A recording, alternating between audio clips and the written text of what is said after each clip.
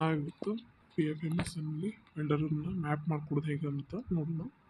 ಈಗ ಮೊದಲನೇದಾಗಿ ಮಾಸ್ಟರ್ನಲ್ಲಿ third one ಇದೆ ನೋಡಿ, ವೆಂಡರ್ಸ್ನಲ್ಲಿ ಮ್ಯಾನೇಜ್ ತೊಗೋಬೇಕು.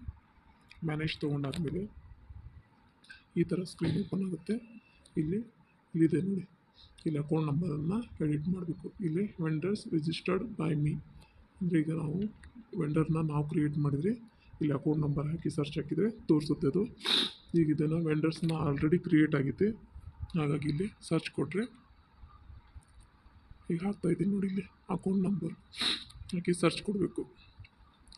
ಸರ್ಚ್ ಕೊಟ್ಟಾದಮೇಲೆ ಅದು ಕಾಣಿಸೋದಿಲ್ಲ, ಯಾಕೆಂದರೆ ಅದು ವೆಂಡರ್ನ ನಾವು ಕ್ರಿಯೇಟ್ ಮಾಡಿರೋದಿಲ್ಲ. ಇಲ್ಲಿದೆ ನೋಡಿ, vendors mapped but not mapped registered by me ಅದನ್ನು ತೋರಿಸೋಂಗಿಲ್ಲ. ಇಲ್ಲಿದೆ ನೋಡಿ, vendors not mapped with me ಇದರಲ್ಲಿ ಕಾಣಿಸುತ್ತದು.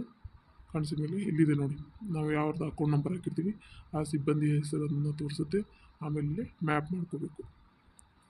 ಮ್ಯಾಪ್ ಆಯ್ತು ನೋಡಿ, ಸೆಲೆಕ್ಟೆಡ್ ವೆಂಡರ್ ಮ್ಯಾಪ್ಡ್ ಸಕ್ಸಸ್ಫುಲ್ಲಿ. ಇದು ಪಿ ಎಫ್ ಎಮ್ ಎಸ್ನಲ್ಲಿ ಮಾಡ್ಕೋಬೇಕು. Thank you for watching friends.